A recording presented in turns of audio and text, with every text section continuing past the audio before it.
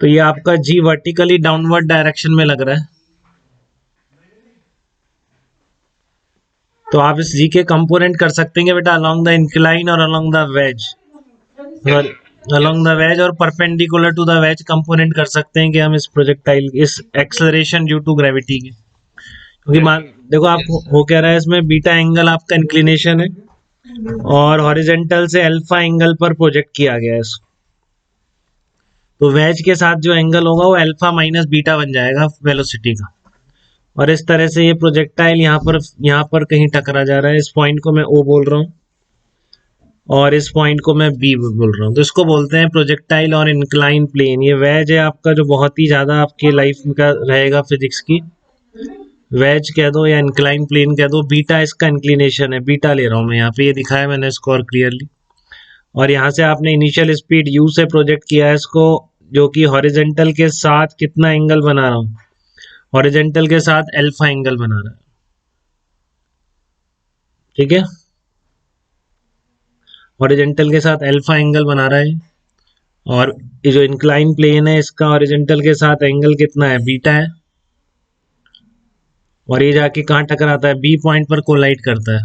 तो कितनी देर में टकरा रहा है, कितनी दूर जाके टकरा रहा है, ये सब चीजें आपको निकालना है, ठीक है। तो आपने जो एक्स एक्सेस इसको बोल रहे हैं, इसको नहीं एक्सेस बोल दो, एक्स डैश और एक्स वाई डैश कह देता हूँ, कोई भी चूज कर सकते हैं आप।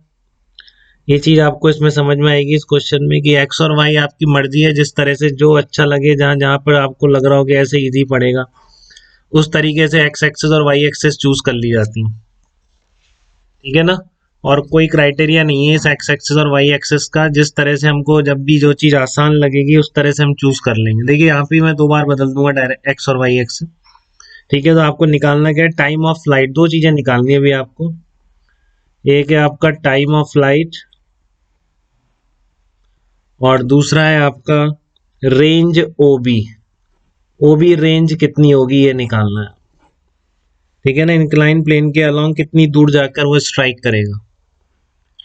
तो देखिए अभी मैं एक्स डैश और वाई डैश एक्सेस को ले रहा हूँ, पहले इसके कंपोनेंट देख लो एक बार। जी इधर है तो आपका ये क्या हो जाएगा, 90 डिग्री है। तो आप इसके परपेंडिकुलर अगर ड्रॉ करेंगे इस तरीके से, ये 90 डिग्री पे लाइन ड्रॉ कर दी आपने, तो ये 90 ये बीटा, तो ये 90 माइनस बीटा हो जाएगा, ठीक है। तो ये वाला एंगल कितना आ जाएगा आपका, ये एंगल बीटा आ जाएगा। तो अब जी के कंपोनेंट दो होंगे, एक तो होगा जी कॉस बीटा और एक होगा आपके जी साइन बीटा होगा। तो अलोंग द इंक्लाइन हमेशा साइन थीटा या जी sine theta g cos theta ऐसे याद रख सकते हैं।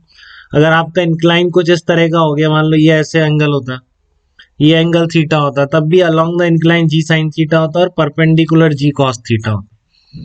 तो आज के बाद ये बात भूलनी नहीं है बेटा आपको, ये बहुत ही फ्रिक्वेंटली यूज करेंगे, आपका इतना टाइम नहीं है कि आप वहां पर ये कंपोनेंट करके कर सकें, ठीक है। तो आप क्या करेंगे, g sine theta g cos theta, g sine theta along the incline और g cos theta perpendicular to the incline बहुत ही फ्रिक्वेंटली अप्लाई करेंगे, ठीक है ना। जो आप जी साइन थीटा और जी कॉस थीटा जो है वो आप बिल्कुल फ्रिक्वेंटली अप्लाई करेंगे अलोंग द वेज या अलोंग द इंक्लाइन एक्सेलरेशन का कंपोनेंट, और ये along perpendicular to the wedge component. तो टाइम ऑफ फ्लाइट निकालना है, सबसे पहला टारगेट है कि यहाँ से यहाँ तक इसको जाने में कितना टाइम लगेगा।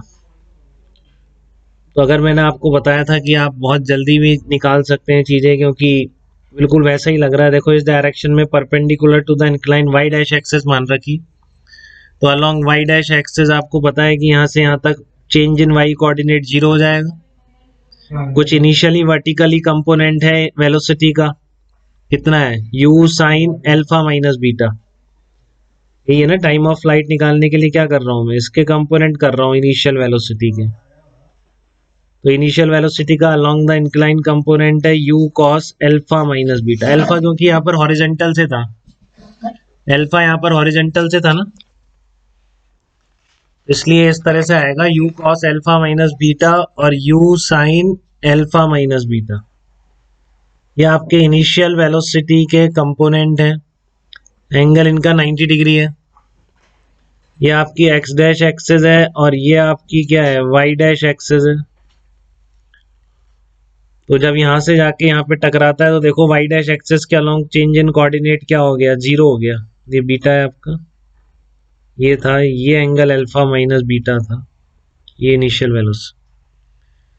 ठीक है, तो बी पॉइंट पर भी वाई डैश कोऑर्डिनेट 0 है, ओ पॉइंट पर भी 0 है, तो चेंज इन वाई कोऑर्डिनेट क्या लिख सकते हैं अपन, वही y2 minus y1 equals to U Y T plus, इसको मैंने x डैश y डैश बोला है, वो एक्स वाई है। ठीक है ना, तो एक्स वाई से ही नोटेशन यूज कर रहा हूँ। y2 minus y1 equals to U Y T plus half A Y T square, यही होती है इक्वेशन आपकी। तो फिर से मैंने जैसे आपको बताया था, यहाँ पर भी वाई डैश के देखो वाई कोऑर्डिनेट 0 है, यहाँ भी 0 है, तो 0 माइनस 0, इनिशियल वेलोसिटी कितनी है, u sign alpha minus beta into T. ठीक है, और जो ए वाई आ रहा है वो अब आपको बार बार बना के देखने की जरूरत नहीं है, आपको रट गया है कि इंक्लाइन का एंगल अगर थीटा है तो g sine theta along the incline है, और g cos theta perpendicular to the incline है। तो एक्सेलरेशन इस डायरेक्शन में रहेगा, इसका एक्स के अलोंग भी है, बट वाई में जो कंपोनेंट रहेगा कितना रहेगा, जी कॉस बीटा रहेगा। इसमें डाउट नहीं आना चाहिए बेटा किसी को। -1/2 ए वाई आ गया आपका g cos beta into t square. T की एक वैल्यू तो यही बता रही है जब हम यहाँ पे थे।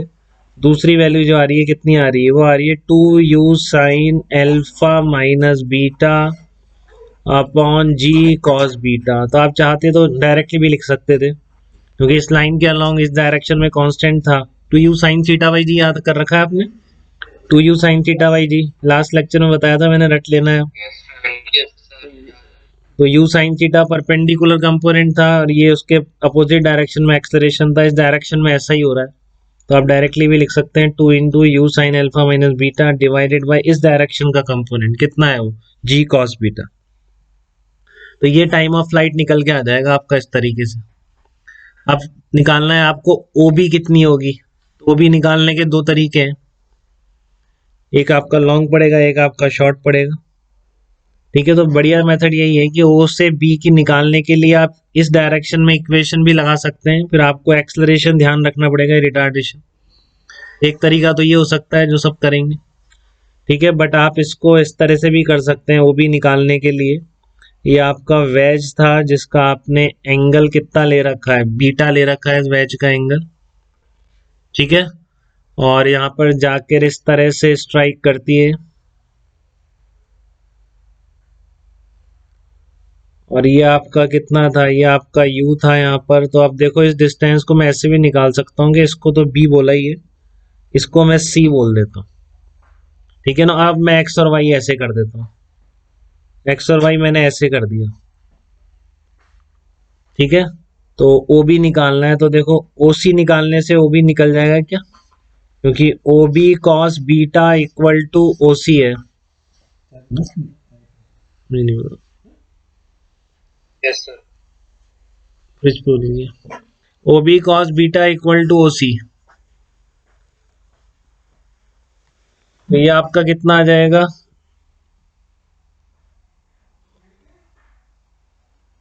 OB इक्वल टू आ जाएगा आपका OC अपॉन कॉस बीटा। अब मैं OC कैसे निकालूं, OC निकालना काफी आसान है, क्योंकि आपको इस U के दो कंपोनेंट इस तरीके से कर रहा हूँ। देखो मेरी मर्जी है कब कितने कंपोनेंट पढ़ाए थे आपको, कि आप भी जब चाहें कैसे भी कंपोनेंट कर सकते। अब ये कंपोनेंट कितना हो जाएगा, U cos अल्फा हो जाएगा, क्योंकि इनिशियल वेलोसिटी का अल्फा ही एंगल था। हॉरिजॉन्टल से एंगल कितना था, U देखो यहाँ पे जो डायग्राम बना रखा है मैंने, U था, U cos alpha U sin alpha, तो कर ही सकते हैं कंपोनेंट इसके। तो वैसे ही कंपोनेंट कर लिए मैंने, U cos अल्फा और U sin अल्फा कर लिए।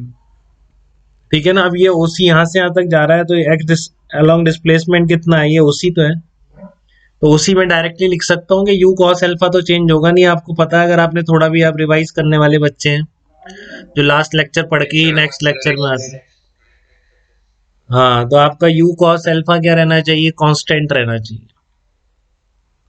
तो इसलिए आपका OC कितना आ जाएगा, U cos alpha into time of flight.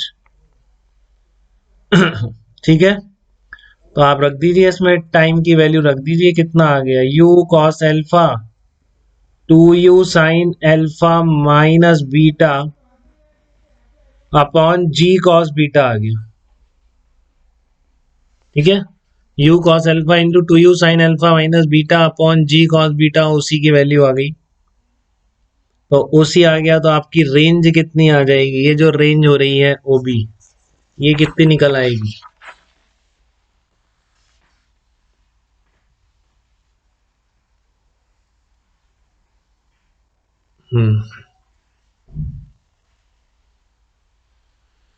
ये किया था आपने, एक बार दोबारा से ड्रॉ कर लेते हैं यहाँ पे। जैसे आपका ये इंक्लाइन प्लेन था बीटा एंगल पे, और इस तरह से एक प्रोजेक्टाइल प्रोजेक्ट किया गया है, यहाँ पर जाके टकरा गया वो। इसको अपन ने बी बोला था और इसको अपन ने सी बोला था। ये यू था, एंगल इसका हॉरिजॉन्टल से आपने कितना लिया था, अल्फा लिया था। ठीक है, तो रेंज निकालने के लिए आपने क्या निकाल लिया, ओ सी आपने निकाल दिया। मैंने ये भी बोला है, इसमें कोई बात नहीं, इससे फर्क नहीं पड़ेगा। तो आपका जो रेंज ओ बी आ गई थी, कहाँ तक आ गई थी अपनी, या ये लिख लिया था आपने, U square 2 sine alpha minus beta cos alpha upon जी कॉस बीटा, ये लिख लिया था। हाँ ये ओसी आई थी, ये तो अपनी, ये तो ओसी आई थी, ये तो ओसी आई थी, ये you cos alpha into T आया था ना। ये तो यू कॉस अल्फा, क्योंकि आपने यू इधर कांस्टेंट था ना बेटा, यू कॉस अल्फा चेंज ही नहीं हो रहा था, तो ये OC u cos alpha into t से आई थी। ठीक है, अब ओ बी कितना था अपना, ओ बी था ओसी अपॉन कॉस बीटा था। तो इसलिए आपकी जो रेंज आएगी, जो रेंज आप पूछ रहे हो इंक्लाइन प्लेन पर कितनी दूर जाके स्ट्राइक करेगा, ओ सी अपॉन कॉस बीटा आएगी, ये आएगी you square 2 sine alpha minus beta cos alpha upon cos square beta, ये आएगी। देखो चेक करो, जी भी आ रहा है नीचे, यहाँ पे जी भी आ रहा है। तो U square 2 sine alpha minus beta into cos alpha upon जी कॉस स्क्वायर बीटा, ये रेंज निकल के आएगी आप। तो यहाँ तक कोई दिक्कत है क्या किसी को? अब इसमें आपको नोट लगाना है, एक मैक्सिमम रेंज निकालनी है आपको इसमें। मैक्सिमम रेंज कैसे निकालनी, मैक्सिमम रेंज, इसकी मैक्सिमम वैल्यू निकालनी है। पहले यहाँ तक बताइए, यहाँ तक कोई डाउट तो नहीं आया?